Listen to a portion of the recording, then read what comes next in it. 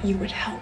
Congratulations on this film, sci-fi. This genre has so much to offer. What is it about this in terms of how you might have to pivot your performance?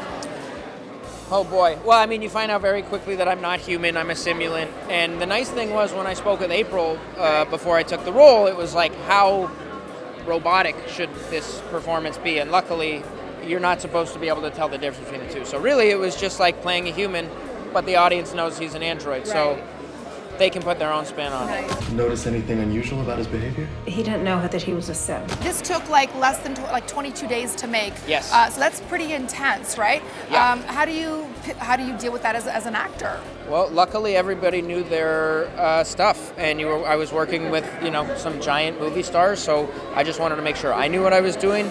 And I felt comfortable in the role. I felt comfortable with April, steering the ship, and a great crew, a fast crew that lit quickly and kept us moving. Like part of his soul's inside of him. Masha, congratulations on this. Now you play an android, and you had a lot of prosthetics to play Lisa. Good morning. What was that like for you going on set and having to do that every day? It was deep, it was heavy. A couple layers of makeup every day, 4-hour process, whittled down to maybe 3.5. I had, maybe 3 or 4 sets of hands on me every morning, so it was an amazing, crazy, unbelievable, talented team. The first precept is do not inflict harm on any human being. What was the best part about doing this? What attracted you to this sci-fi? I mean, April Mullen, obviously. I needed to work with her. I've seen all of her films. There's such an amazing, great cast, and I think that watching this film, all of the performances will shine through, and everyone did their character such justice. The second precept restricts simulants from modifying themselves or any other simulant in any way. You say that you like to live life to its fullest. Yeah. Right? Of course. And it obviously transcends to the roles you play. Tell me about why that's so important for you to take it to set and performance. Take every experience in life that you can and use it for your performance. And take risks in life, and you never know when you can draw from that. You are not my husband. You're a mistake. You don't mean that. Directing this film, incredible.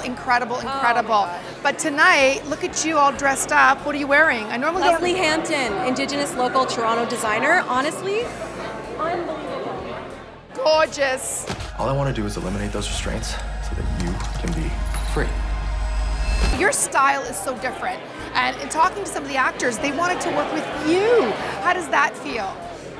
It's humbling, when you have one of the biggest stars in the world, Sam Worthington, who's flying off to do James Cameron next and says, your sets are just the same. He loves to collaborate. I just am blown away. Right. I felt so fortunate. Simu Liu, Jordana Brewster, Robbie Amell. It's a dream cast.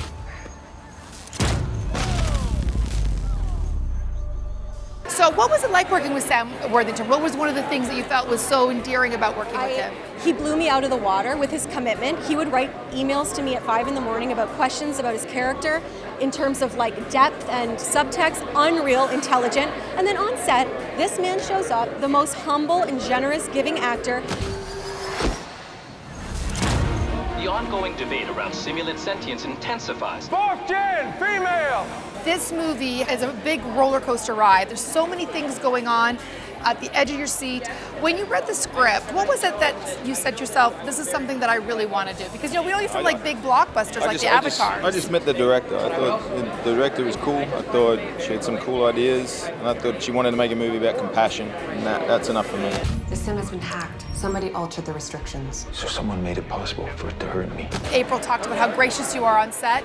You see some extras and you feel like, hey, let's give them some lines. Let's get some acting going on here. So you're like a Get kid. them paid, man. Right? It's like a kid in a playground. Are you? Well, everybody's taking time out of their lives to create something, and it doesn't matter who you are. Everybody should be equal. Who you are can transcend who you were if you let it. Freeze! These indie films versus the big blockbusters like the Avatars and Clash of the Titans. Do you approach it any differently, or does that matter to you? No, you don't approach it differently. I like supporting independent cinema. That's my background was that in Australia, and I like going back and forth, but the size of a movie or the format of a movie or where it screens doesn't bother me. Zeros and ones. Are you technically savvy? No, I'm a Luddite. Yeah. Pencil and paper. Pencil and paper. Do they still make pencils? What is something that you're challenged at in the world of technology? I like to think I'm pretty tech savvy, but like I've never been on TikTok, so I know. I capped it at Instagram. I'm like, I'm done. I'm not going above that. So I'm sure I would be real bad with TikTok. So I'm sure I would struggle there. Okay. But I feel okay. I'm a gamer. I like to stay up to date on my tech. So obviously we're dealing with androids and AI and technology. What's something you're technically challenged at? Everything. Am I allowed to say that? I'm amazing at VFX and when it comes to movies, but everything else, I feel like I touch an outlet and it blows up. I can't help but feel like part of my husband moved into him. Congratulations, Thank April. you so much. Excellent job. Thanks for being here and supporting the film and Anytime. Canadian films in Canada, shot in Hamilton. We can coexist, you know? Follow me on social media at Melissa DiMarco. I'll see you guys out there.